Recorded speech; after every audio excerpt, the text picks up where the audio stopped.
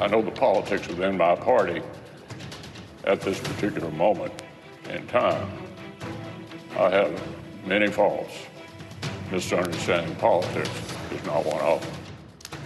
Senator Mitch McConnell announcing this week he'll step down in November as the leader of the Senate GOP after 17 years as leader.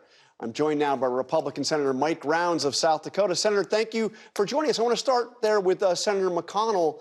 The McConnell-led Senate was one of the last kind of bastions in the Republican Party of Trump skeptical, GOP. What's your sense? What happens after he leaves? Well, I think we'll have continued good leadership. John Thune, I think, is kind of leading the race right now. He's my stablemate out here, also from South Dakota. Solid, and he understands politics as well. We also know that we need leadership changes in the White House. We're prepared for that. Whoever the Republican nominee is, we're going to get behind him, and we're going to make sure that this thing happens where we get back to actually building this economy again and getting some of the folks in this part of the world that are just angry as all get out right now because of the cost of living and so forth, back feeling like we're trying to fix things. So Senator Thune, expected to be maybe even the leading candidate, but as you know, he's clashed mightily with Donald Trump. Trump tried to recruit somebody to run against him, failed in that effort, but tried to recruit somebody to run against him in the Republican primary out there. He's called Thune a rhino, Mitch's boy, a few other things that I don't want to get into. How much of a role do you think Trump is going to have in the selection of the Republican leader? Look, he's the Republican frontrunner. He's going to have, a voice in it. We recognize that. And I think, as Mitch says, we understand politics, and that's a part of the political scene. But we also know that in the Senate, we've got a lot of independent thinkers as well. The former president will have, the opportunity to influence a number of my colleagues. But we also want to be able to have a good working relationship with him if he becomes the next president of the United States. We've got things we've got to get done. You've already talked a little bit today about the border. It has to be fixed. We also know that, like right here in South Dakota, and South Dakota's right here in the middle of the entire country, most folks will tell you right now that the cost of living has gone up about $10,000 a year since Joe Biden took office. They're feeling that. They want change. When you talk about energy and what Joe Biden did on the very first day where he shut down a pipeline that was a $2 billion project, they're still remembering that.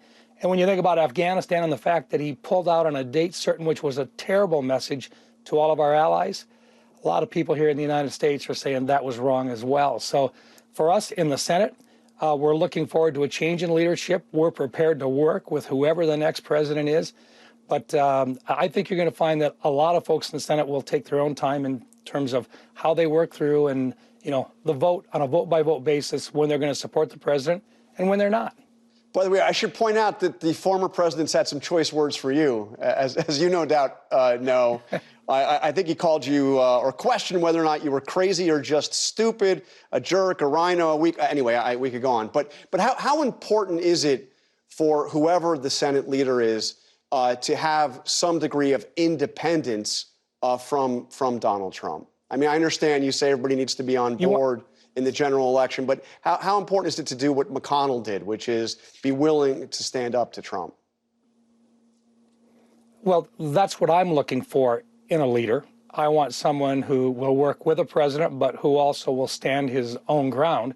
That's one of the reasons why I very publicly and openly supported John Thune, and I supported Mitch McConnell. I think John Thune will bring some, a fresh breath. That always happens when you have a change in leadership. And once again, we've got some other folks that are going to take a look at it. They are good people. It's not a matter of having a bad choice out there for those of us in the Senate, but we've got some really good choices. I just happen to think John Thune is the right guy at the right time. Great moral character. He's the right kind of a guy, and I think he will be independent enough to where he will look out also, just like Mitch did, for the institution of the Senate itself. So I'm optimistic. It's the reason why I'm supporting him. But as a Senate, our obligation is to look long term.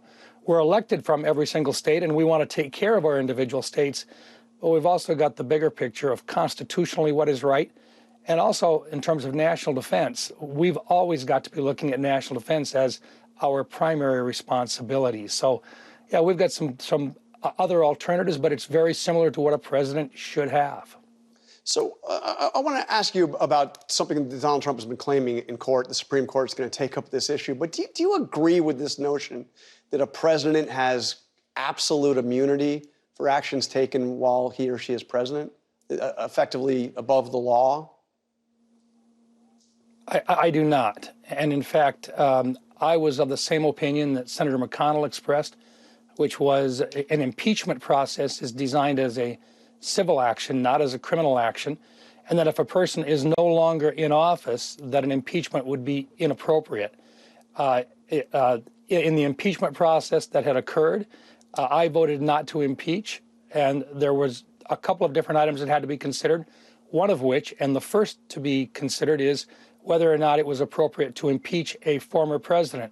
Yep. Once we start going down that path, there is no end. And that means then that every single new group will be coming in, every single new House will come in and look at previous presidents, previous individuals in office, and so forth. And that was one thing our founding fathers made it very clear that they did not want that to happen. All right, Senator Rounds, thank you for joining us on This Week.